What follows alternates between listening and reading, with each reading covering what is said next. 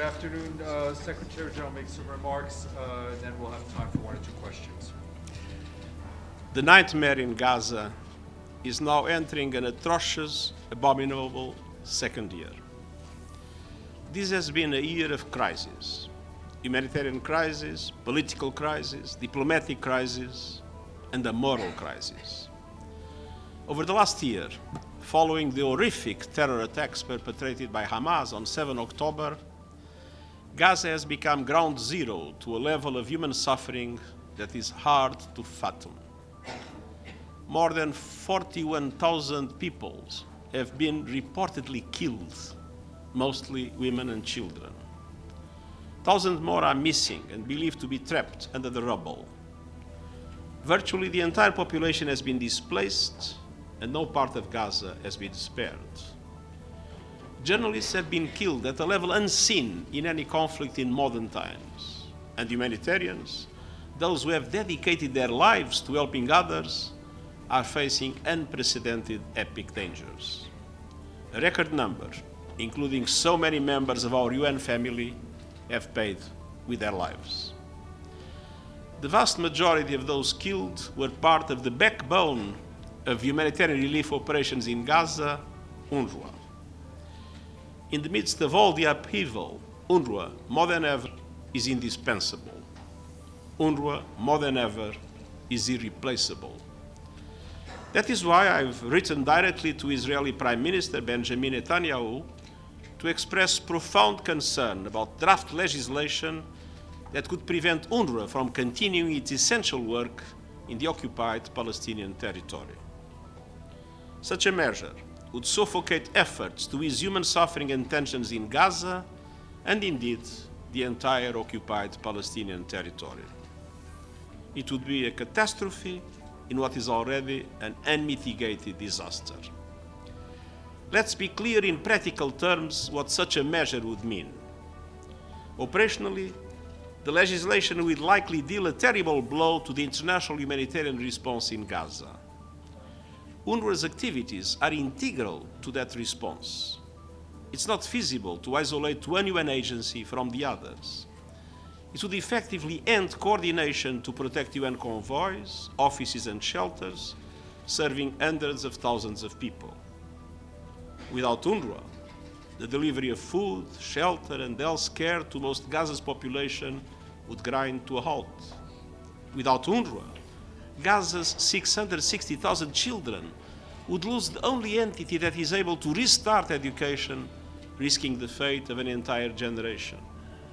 And without UNRWA, many health, education and social services would also end in the occupied West Bank, including East Jerusalem.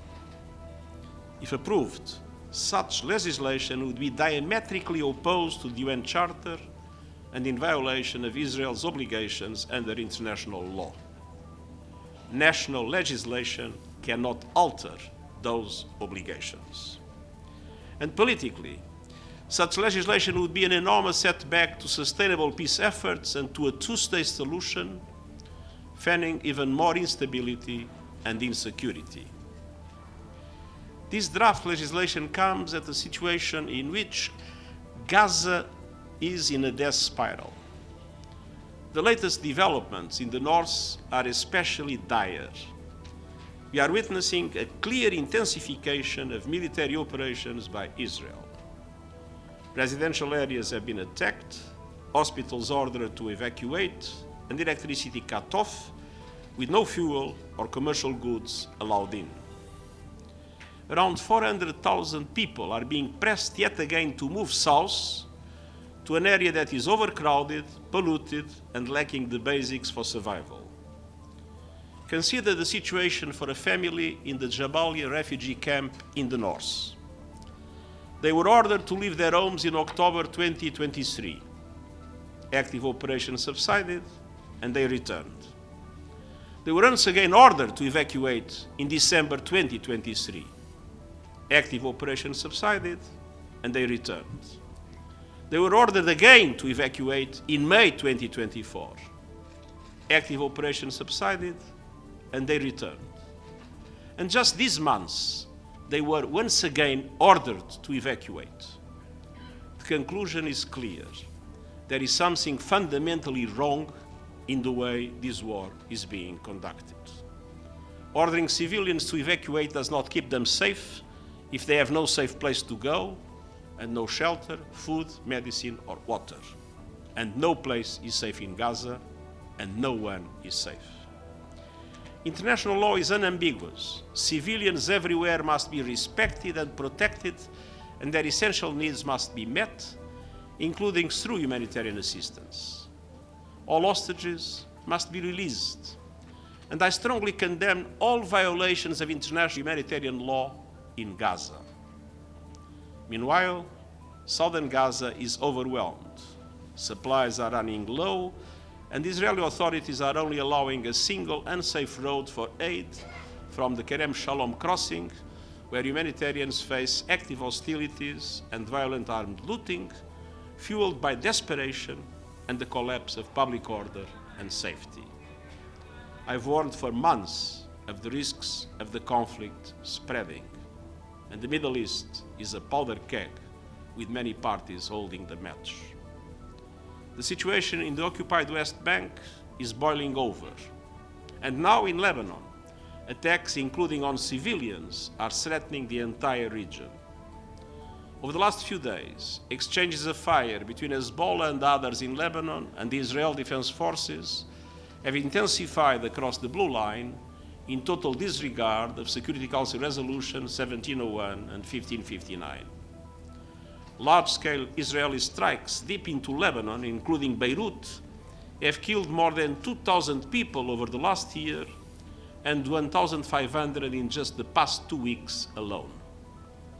The toll has already surpassed the 2006 war in Lebanon. Attacks by Hezbollah and others south of the blue line have killed at least 49 people over the last year. Lebanese authorities report over 1 million people have been displaced in Lebanon and 300,000 people have fled into Syria. Over 60,000 people remain displaced from northern Israel. Recently, the IDF started incursions across the blue line. We are on the verge of an all-out war in Lebanon with already devastating consequences. But there is still time to stop. The sovereignty and territorial integrity of all countries must be respected. And members of our own peacekeeping force in Lebanon, UNIFIL, continue to carry out their mandates to the extent possible. The mission relies on full compliance by all parties. And I want again to express my gratitude and admiration to our peacekeepers and troop-contributing countries. The men and women of UNIFIL are serving in what is today the most challenging environment for peacekeepers anywhere. All actors must ensure their safety and security, and we must do far more on the humanitarian front. The $426 million humanitarian aid appeal for Lebanon is only 12% funded. I urge donors to step up. Dear ladies and gentlemen of the media, the conflict in the Middle East is getting worse by the hour, and our warnings about the horrific impacts of escalation keep coming to pass. Every airstrike, every missile launch, every rocket fired pushes peace further out of reach and makes the suffering even worse for the millions of civilians caught in the middle. That is why we cannot and will not give up on our calls for an immediate ceasefire both in Gaza and Lebanon, the immediate and unconditional release of hostages, and the immediate life-saving aid to all those who desperately need it. And that is why we cannot and will not give up on our calls for irreversible action for a two-state solution between Israel and Palestine. All people in the region deserve to live in peace. Thank you. Thank you, Nabil. Thank you, Mr. Secretary General Nabil Abisab, Al Arabi TV station. Yesterday, the Iranian foreign minister in Beirut said for the ceasefire to take place in Lebanon, it should first take place in Gaza. Do you think this is a constructive position and helps to reach a political solution? And what's the first step about 1701, the roadmap to implement 1701? What should be the first step? We are asking for a ceasefire both in Gaza and in Lebanon. Thank you. Yvonne Murray, Irish Television. Thank you very much, Secretary-General. Yvonne Murray, RTE News. My question is about, you mentioned UNIFIL and the peacekeepers there. As you know, the Israeli army, the IDF, has set up a firing position right adjacent to Outpost 652, where Irish soldiers are currently stationed. What are your concerns now as the fighting moves northwards towards larger UNIFIL camps? We are naturally very concerned. Yesterday, I had the chance to speak with your Prime Minister, and after that, I did a number of démarches with different entities, and I can now tell you that those Israeli tanks and other armed elements that were around the 652 position have left. Thank you very much. And I strongly appeal to both parties to fully respect the safety and security of UNIFIL. Thank you very much. Thank you very much. Has the Prime Minister written back